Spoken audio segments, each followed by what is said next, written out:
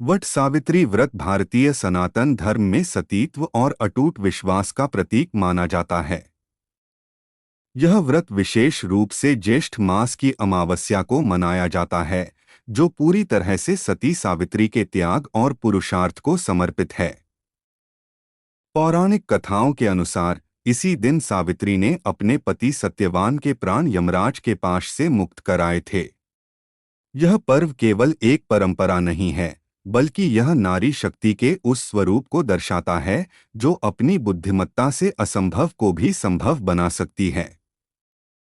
सावित्री राजर्षि अश्वपति की पुत्री थीं, जिन्होंने अत्यंत ऐश्वर्य के बीच जन्म लिया था, लेकिन उनका हृदय सत्य और धर्म में बसता था। उन्होंने अपने जीवन साथी के रूप में सत्यवान को चुना, यह जानते हुए भी कि वह वनवासी हैं और उनके पास कोई राजसी सुख नहीं है। जब देवर्षि नारद ने बताया कि सत्यवान अल्पायु हैं, तब भी सावित्री अपने निर्णय से पीछे नहीं हटीं। उनका यह अडिग संकल्प ही इस व्रत की नींव है, जो सिखाता है कि प्रेम में समर्पण और दृढ़ता ही सबसे बड़ी शक्ति होती है। हिंदू धर्म में वट वृक्ष यानी बरगद के पेड़ को साक्षात त्रिमूर्ति का वास माना गया है, जिसमें ब्रह्मा, विष्णु और महेश निवास करते हैं। इसकी लटकती हुई जटाओं को देवी सावित्री का रूप माना जाता है, जो दीर्घायु और स्थिरता का प्रतीक हैं। पौराणिक मान्यताओं के अनुसार जब यमराज सत्यवान के प्राण ले जा रहे थे, तब वट वृक्ष ने ही उनके पार्थिव शरीर को अपनी छाया में सुरक्षित रखा था। इसीलिए इस वृक्ष की पूजा करना साक्षात ईश्वर की शरण में जाने के समान माना जाता है। सावित्री और यमराज के बीच का संवाद भारतीय दर्शन की एक महान घटना है, जहां एक साधारण मानव अपनी तार्किक शक्ति से मृत्यु के देवता को परास्त कर देता है। सावित्री ने यमराज का पीछा करते हुए उन्हें धर्म, नीति और सत्य के ऐसे उपदेश दिए कि यमराज अत्यंत प्रसन्न हो गए। उन्होंने सावित्री की कर्तव्यनिष्ठा को देखकर उसे 3 वरदान मांगने को कहा, जिसने पूरी कथा का रुख ही बदल दिया। यह संवाद सिद्ध करता है कि मृत्यु अटल हो सकती है, लेकिन धर्म का मार्ग कभी निष्फल नहीं जाता। सावित्री ने अपनी चतुर बुद्धि का परिचय देते हुए यमराज से अंतिम वरदान के रूप में 100 पुत्रों की माता बनने का आशीर्वाद मांगा। यमराज ने तथास्तु कह दिया, परंतु वे यह भूल गए कि एक पतिव्रता नारी के लिए अपने पति के बिना संतान सुख प्राप्त करना संभव नहीं है।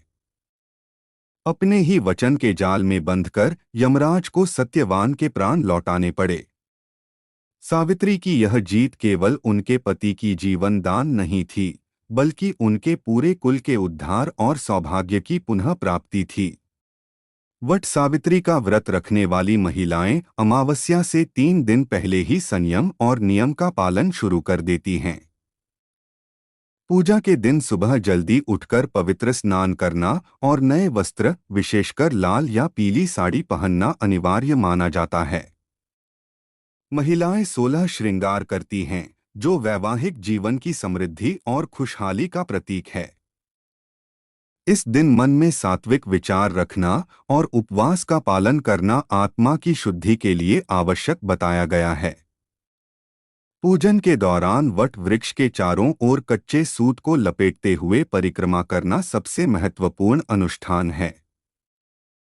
महिलाएं 7 या 108 बार वृक्ष की परिक्रमा करती हैं और हर फेरे के साथ अपने पति की लंबी आयु और स्वस्थ जीवन की प्रार्थना करती हैं। यह कच्चा सूत एक रक्षा कवच की तरह माना जाता है, जो परिवार को बुरी शक्तियों से बचाता है। परिक्रमा करते समय मन में सावित्री और सत्यवान का ध्यान करना वैवाहिक बंधन को जन्मजन्मांतर के लिए मजबूत बनाता है। पूजा के पश्चात वट वृक्ष की छांव में बैठकर सावित्री सत्यवान की कथा सुनना इस व्रत का अनिवार्य हिस्सा है।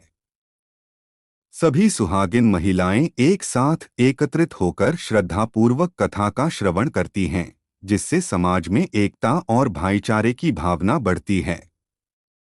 ज्येष्ठ की भीषण गर्मी में भी महिलाएं उपवास रखकर सामूहिक रूप से भजन कीर्तन करती हैं।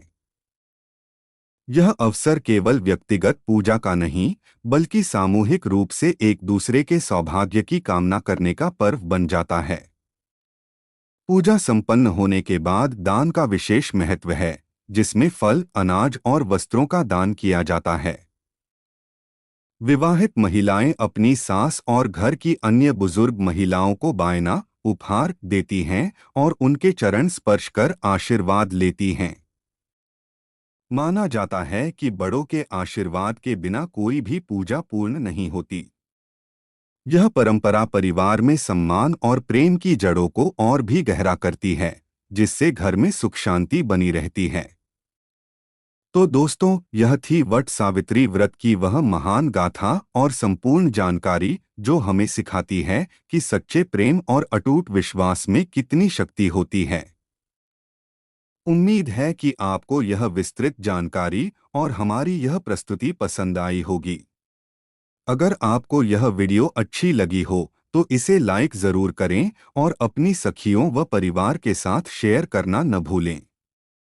ऐसी ही धार्मिक, सांस्कृतिक और ज्ञानवर्धक जानकारियों के लिए हमारे चैनल को सब्सक्राइब ज़रूर कर लीजिएगा और बेल आइकन दबा दें ताकि हमारी हर नई वीडियो आप तक पहुंचती रहे। धन्यवाद।